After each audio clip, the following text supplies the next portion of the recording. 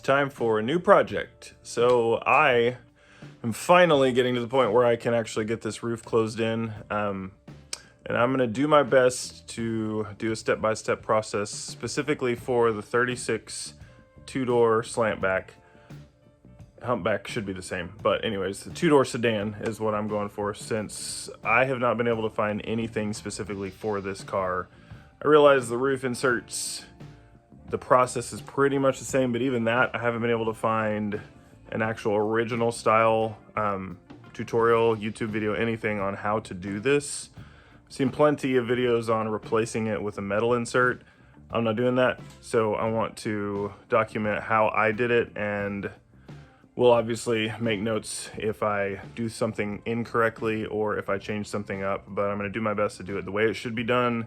Everything that you need for it, because that's even been hard to find, is specifically all the things that are missing. I was missing a few parts and I've had to track all that down. So I'm gonna go through it and do that, and I have made my own bows off of some templates that someone gave me, so I've got templates available. If anyone needs those, I can make a copy of them, send them out to you if you want to make your own, because I had wood that was a nice beech wood. It's a nice hardwood, so it's really strong. So I already had that, so it was basically free for me to make these bows, as opposed to, I think it's almost $300 to buy them pre-made. So I can provide those if you're interested, and just shoot me a message. So I will get started on this. I've got the channels up here where the Hightem welting and then the tack strip goes to hold the pad jute and the, not jute, but the canvas, and then the padding between the top and the bows. So I've got all that painted and sealed up and ready to go.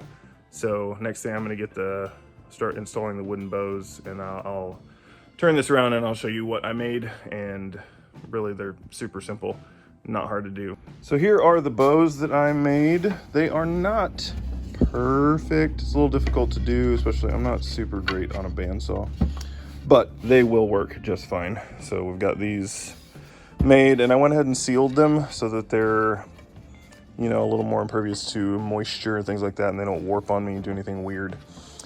But I just used 3/4 beech. I think that potentially the originals may have been 7/8 or 1 inch or something like that, but I don't anticipate a problem. This stuff is really strong and really dense, so I think that'll be good. And I've got my rear headliner bow brackets, got the bows painted. Those are sealed up. Got all the little side, I guess you would call them bows. They go from the wood to the body, and they finish that arc in the headliner. So those are sealed up, painted, nice and ready to go. I'm missing one, so I've got to recreate one of them. But I will say, if you take these off, label where they go. I assumed they were the same, so they are not. They're actually all a little bit different. They go in pairs, obviously, because they're on either end of one of the bows. But make sure you label those so you don't have to figure that out like I'm going to have to. Got all my hardware for mounting the bows to the roof. Somehow I lost 2 of them, so I just bent up some washers in the same shape, and that'll work just fine because they're hidden anyways. So that is not a big deal. So that really should be everything that is needed to mount and be prepared for the headliner. And that I haven't decided yet officially on, so I think we're gonna go green with the interior. And I know that sounds crazy, but I'll put a picture in here because I think it's gonna look really good. I guess we will get started on mounting those. So let me set this camera up, and we'll do a little time lapse of mounting the bows, because it's literally, you just run some bolts up in there. It's not difficult. So I don't think that needs a ton of explanation.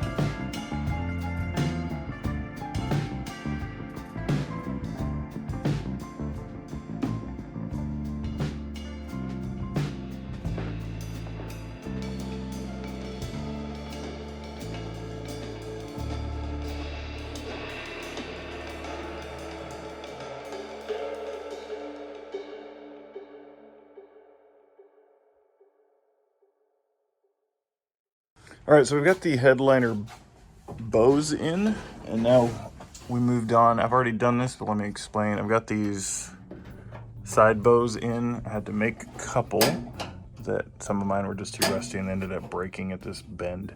So this is the correct orientation. The bow goes on the front, sorry, the side bow goes on the front side of the wood. So keep that in mind when you're installing these, and they just need to be bent in a way that they're not gonna poke up into your top. And they basically, when the headliner comes down, it's got a pocket in it that these run into, which help you keep that curve in it. Otherwise it would want to pull straight down. So this actually maintains that curve till you tie it in here to the tack strip. So all those are in. That is ready to go.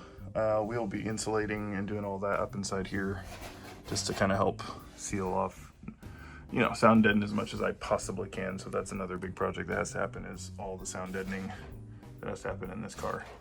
So we are moving now onto the roof. All right, so for the roof, the biggest challenge I had was finding good information on what to do for these areas. I found some diagrams finally. I'm gonna make my own, most likely, to insert in here. But this is where the tack strip goes, and this is actually where the canvas top stretches, tucks in, and then you snap in the item welting. Let me grab that. This stuff right here is actually what, you can see how that shape works. It tucks up in there. You'll probably have to use a mallet to smash it down. That's what that does. So it basically secures that vinyl. You do use a little glue, but it secures the vinyl and kind of seals all that off. And ultimately that is our seal, even though I'm sure these things leaked like crazy. So that is what we're gonna work on next. I've got the material for the tack strip. Couldn't find anything that fit exactly, and they don't make anything or sell anything like the original that tucks in there. I think it was like a cardboard rope or some kind of something that is not used today. So I've got a vinyl material that I have to cut down to fit. So I'm gonna show you my rig for getting that done.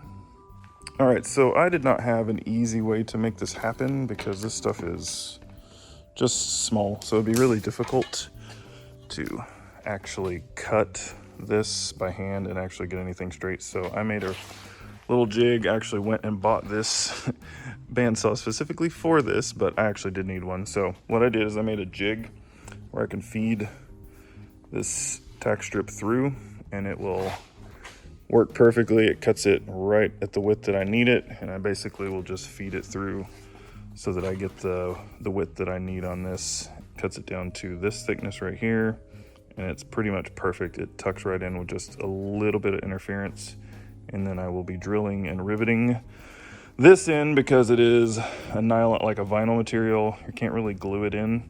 So I'm gonna use rivets on that, and then we will move on to actually putting the canvas and cotton on the roof.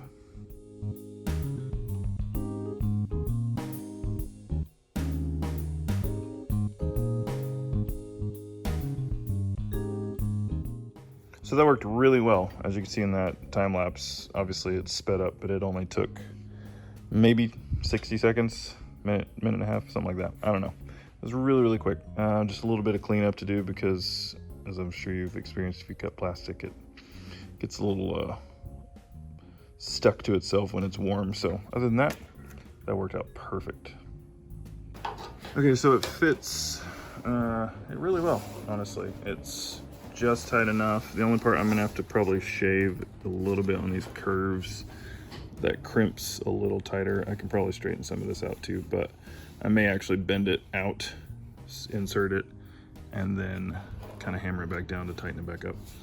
Other than that, that's gonna slip in really nice. Unfortunately, I gotta do a crap ton of rivets all the way around to hold it in place, but that's not too bad. Honestly, I think this process is gonna take longer than doing most of the rest of it, because the rest of it is literally stretching material and stapling it down and then stretching, gluing.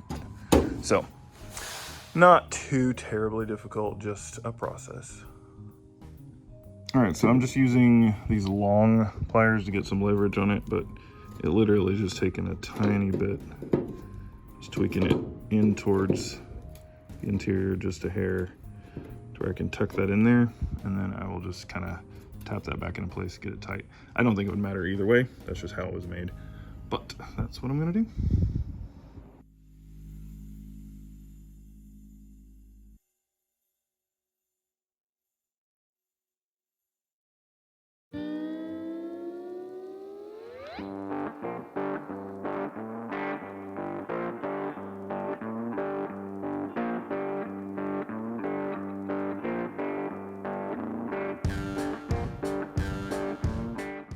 Okay, that was relatively quick and painless.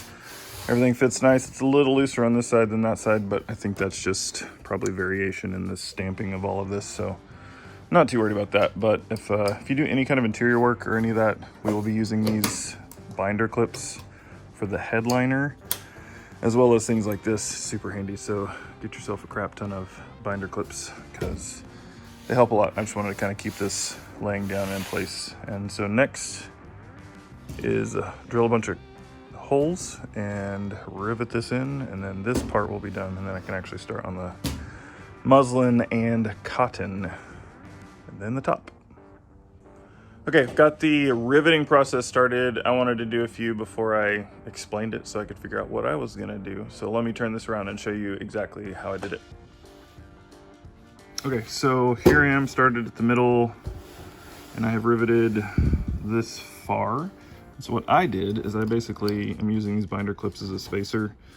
So I just did a binder clip, and then a little one to kind of give me a rough spacing. And then what I'm doing is I'm putting one on the other side and leaving a gap, and that's where I put my rivet. Keeps it from lifting and causing any issues. And then after I drill out, I'm taking an air hose and I'm actually blowing off all the shaving just to make sure, get everything out of there and as clean as possible. And it is literally that process the entire way around the car. So it's gonna take a little while, but not difficult, just time consuming. So after that's done, it is ready to start the actual roof install. Something I'm going to do, I'm gonna run to Home Depot. They have a reflective insulation material. It kind of looks like bubble wrap. I'm gonna see how thick it is because I would like to put a reflective layer between this and the actual roof just to cut down on the heat a little bit. If I can reflect some of that out, that would be great, because otherwise it's literally just a few layers of fabric and then you're in the heat. So that cotton honestly ain't gonna do much. So we're gonna see if that will work. If it doesn't make it too puffy and too thick, I'm gonna run a layer of that across here, then I'll put my muslin and then my cotton, and then the final vinyl roof. And if you're wondering, a lot of these, they did also do chicken wire, but the modern, I guess, version of that is to use the muslin stretch tight instead. So we'll see how that goes. Hopefully there's not any issues.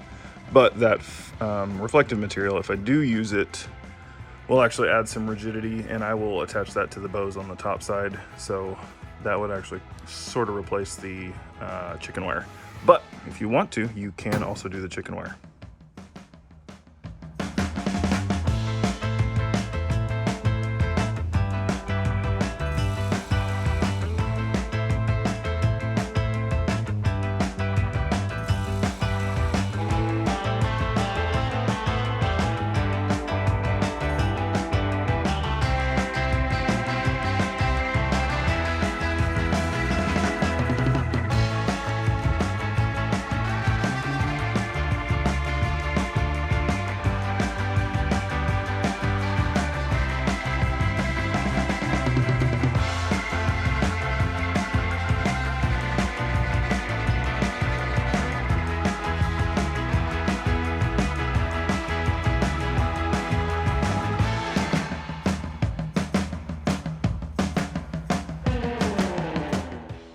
Okay, so the tack strip is done. All that is good to go. And so now I went and grabbed this insulation from Home Depot, and I think it's actually gonna be thin enough that it won't be an issue. So we're gonna use this. Actually, I'm gonna turn this around and then I'll explain. All right, so the plan is to use this insulation, this reflective insulation, just to help cut down on the heat that is dumped into the cabin. So for now, I'm actually gonna leave it long and work on potentially tucking it up under the inside so it'll lay over the top, and then it's gonna duck and tuck up under here on the front and back. That way I don't have like this little weird gap that's right above my head as the driver pouring in heat. So if we can do that, I'm gonna do just 2 strips of this and put some Gorilla tape down the middle just to hold those two together and get all this connected nice and tight. And then on top of this, we'll go that muslin that's over there. And then on top of that, we'll go this cotton, and that's what actually gives it that nice, smooth, soft look. So I don't think that this is going to be an issue, especially since I'm not using the chicken wire. I think our layers will be sufficient. I just don't want it to look all weird and super thick and puffy. So that's the goal. So we're gonna get this installed, and then we'll work on stretching that stuff. And then we'll go there, and I'll probably have to wait till I get a sunny day coming up, hopefully in the next couple days, to get the actual vinyl top on so that I can set it out there and let it get really warm so that it stretches well. So let's get started on this.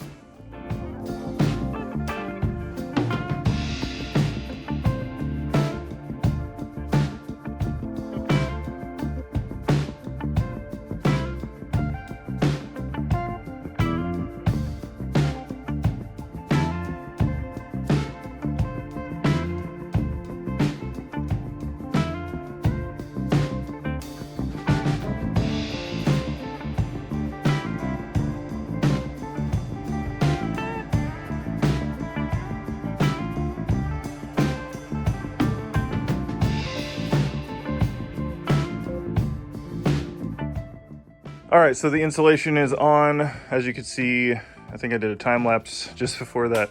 I left extra on each end so that I'm hoping I can tuck it up under and attach it up inside the roof just to seal off both ends to really actually mask off the heat as much as possible. But if not, worst case, I can just trim it even with each one of those front and back bows, and that won't be a big deal. So we're done with this, and now we're gonna move on to the muslin, get that in place, and start stretching that. I did leave out one step. I'm gonna actually staple this insulation to the cross beams, the headliner bows. So I'm using this air staple gun, and it's got stainless steel stainless steel staples in it. So we're gonna use that for this part, and then actually for everything along this tack strip for the muslin and the cotton. So that is what I'm using to secure this. I don't know if it was obvious in the time lapse, but I did use double-sided tape on the bows just to kind of keep everything taut. As I stretched it, it stuck it down, so it worked really well with this material at least. So that was the only reason I used the tape.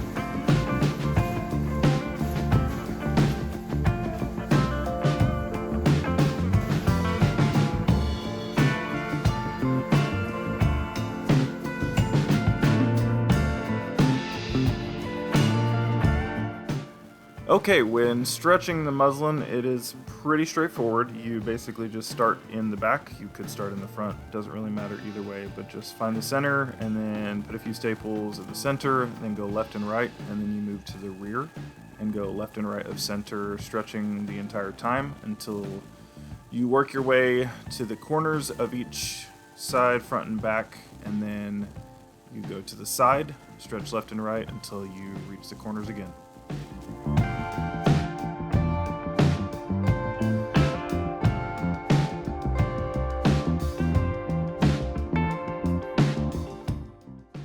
Okay, as you saw in that last time lapse, I've got the muslin on, so I'm gonna go around with this tack hammer, and I'm just gonna make sure all my staples are well below the surface, just at the right height so that there's no risk of them poking up through. Then after that, we're gonna put this cotton on, trim it, get it stapled down, and then that is it until I put the canvas on, or the vinyl, sorry, the vinyl.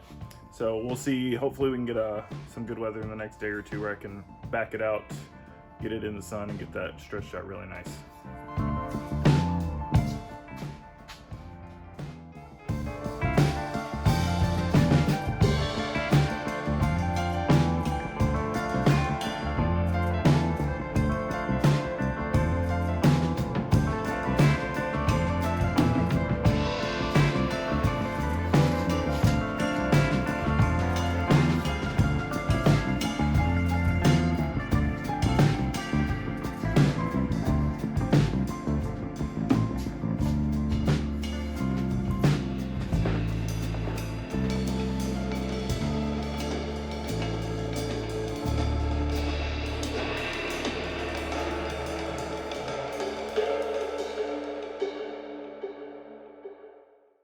All right, the process with the cotton is basically the exact same as the muslin. You just don't need as many staples. The staples are really just there to kind of help hold it in place while you work with the vinyl.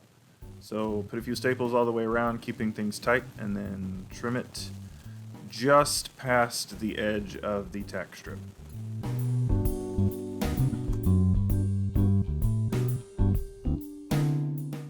Okay, so the cotton is on. I've got that stapled down. You don't have to put that down with as many staples as the rest of it. It's just more or less to kind of hold it in place. So I've got the vinyl on here. Obviously a lot of heating up needs to happen to this, so hopefully I will get some clear weather. Tomorrow's supposed to be thunderstorms, so we'll see if that actually happens in Texas. You never know. So we're gonna let it at least lay out, and hopefully some of these wrinkles will work out a little bit, and then I'll get it in the sun and let it get really hot before I actually try to attach it, because I want it to get really warm so I can stretch, get a nice tight stretch on it with it hot, so that when it cools off, it doesn't get all wavy and wrinkly. Okay, so we are on the last step of this roof, and I'm gonna get a little jump on the sun that we're supposed to have this Saturday, and I have access to a steamer. So I'm gonna actually hang the vinyl up, and I'm gonna go ahead and steam it ahead of time. Try and get it as wrinkle-free as I can. Then I'm gonna pull the car out in the sun and let it get really warm so that it's nice and warm for stretching it for the final fit. So that's what we're gonna do for tonight. And then I won't really be able to do anything again until Saturday. So hopefully on Saturday we'll get this thing wrapped up.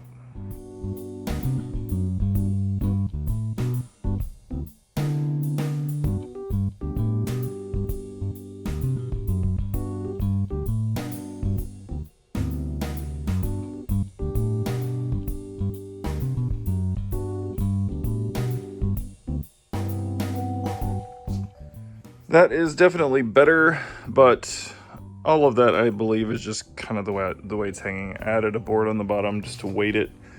And this door gets pretty warm when the sun is out, so I'm hoping by Saturday it will be pretty good to go. It's already much better than it was, so hopefully the heat from hanging and then getting it laid over and stretched on the roof will get all of that out. It shouldn't be an issue, so we'll see how that goes on Saturday. Okay, today is the final day, hopefully, to get this roof done. I'm getting ready to put it outside so that it can heat up really nice in the sun. We've got a perfect sunny day. It's not super hot, but it's 100% sunny, so that will be really helpful. And we're just gonna do it outside in the sun so that it stays hot the whole time, and hopefully all that will work out.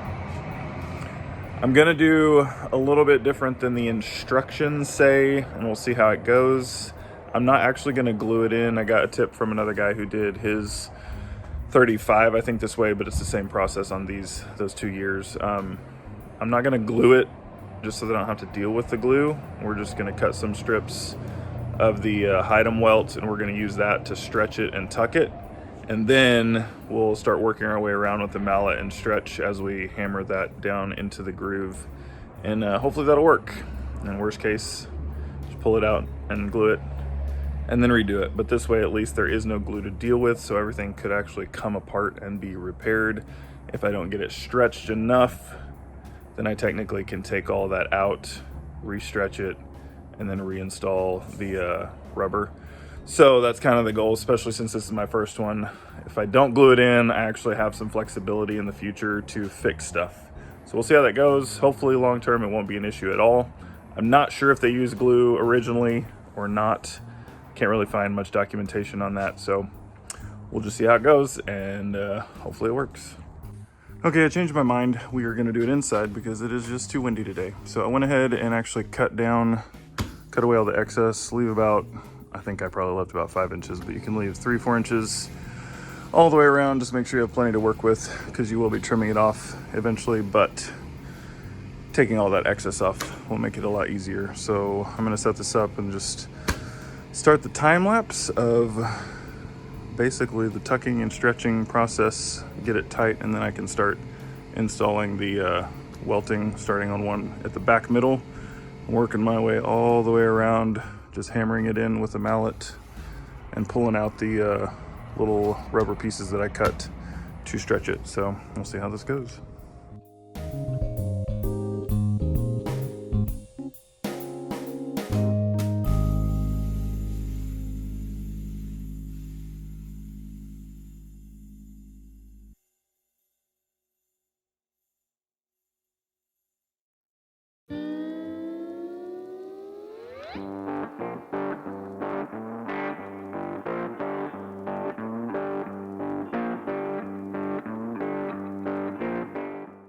So I've got my initial stretch, and after working with it inside, after I changed my mind about doing it outside because of the wind, I went ahead and did it this far. These actually worked really well. So this is literally exactly how it will go on its final strip all the way across. So I just made sure I cut, leaving me plenty for the final fit. But now that it's secure and the wind won't mess it up, I'm gonna go ahead and put it back outside and then let it get really hot. And I'm gonna start pulling these and re-stretching using these. And then since it'll be secure, I'm gonna go ahead and do the final lay-in of the item welting all the way around in the sun so that I can make sure I'm getting a good tight stretch on this while it's really hot, so that when it cools off, it'll actually shrink up and be really tight. Because the last thing we want is to do it cold, and then when it's in the sun, it's gonna loosen up and then it could get wavy and kind of look junky. So don't want that to happen. But yeah, so far so good. Just had to figure out how to get these in, how this really has to go in. And I would highly recommend that if this is your first time, like me, do not glue it like the instructions say. And you for sure need to get yourself some trim tools, because these will make it much easier to tuck and get that stuff where it needs to be without damaging it. Because you definitely don't want to use any kind of steel tools, because you could very easily puncture this stuff. So we'll get it outside and see how it does.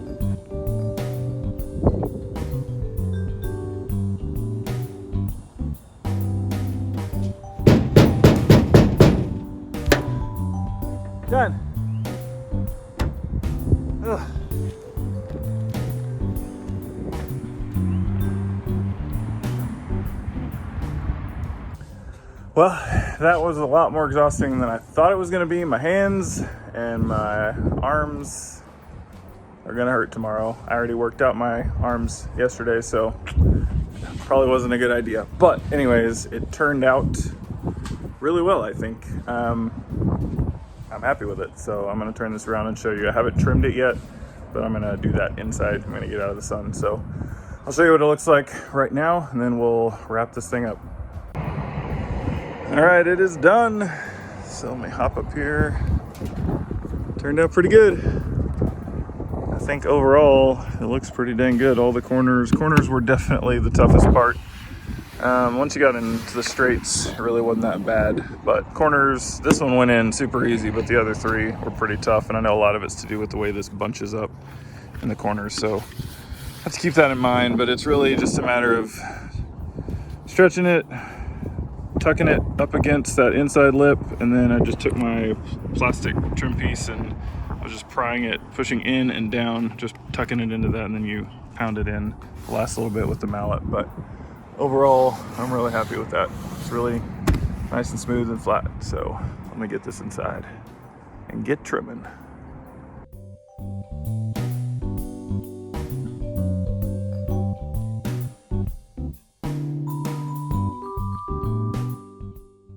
It's done. I'm so glad that that is wrapped up. Overall, it wasn't terrible, but it was definitely a little harder to do than I was expecting just on some points, but I think I know why. And so let me turn this around and I'll explain how I did it and how I think the instructions meant for it to be done, but I believe either way is fine. So I'll show you what I did and then explain what they said to do and why I think it may have made it a little harder for me to install the rubber.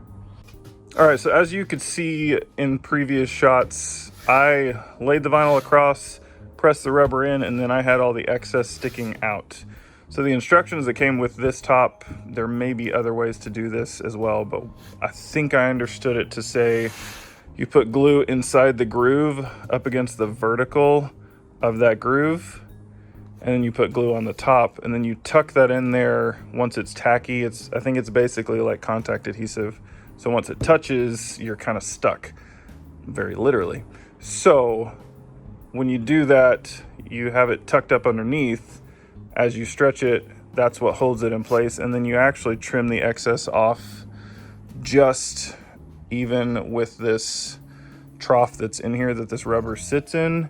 And then when you put the rubber in, it actually pushes that extra up underneath out of the way. The way I did it, I really actually had 2 layers that I was trying to push this rubber down in through. So I think that's what made it harder to get the rubber in. But in the end, it really wasn't that bad. And so all I did to trim it was peeled the vinyl up just a little bit and ran a razor blade right underneath it, right till that vinyl released and pulled away. So I'm sure there's little bitty thin slits on the real thick part of the rubber inside, but that shouldn't be a problem. If it is, we'll redo it. But I think it's good to go. I'm really happy with it, and it's done. And the outside of this car is basically done other than being dirty. So long term, I do want to add a hood and just run hood tops. I have the original, but I really don't want to do anything to it. I don't want to cut it up or put louvers or anything like that. So hopefully at Pate this year, I can find a hood that I can just run some hood tops and then do something cool with, I want to kind of do those leather straps, something along those lines. So either run it with the hood or without, but I want to have that option. So other than that, the outside is finished. Hey, thanks so much for watching this video. I really hope that it was a help to some of you, hopefully a lot of you. If you have any questions, you can email me right here and I'll answer anything. I'll send you anything that I have, if I have templates, different stuff that I discussed in the video. So just let me know anything that you might need, any questions that you might have. You can also find me on Facebook and Instagram under Rusty Resurrection Garage. So thanks for watching. Like, share, subscribe. I'd really appreciate it.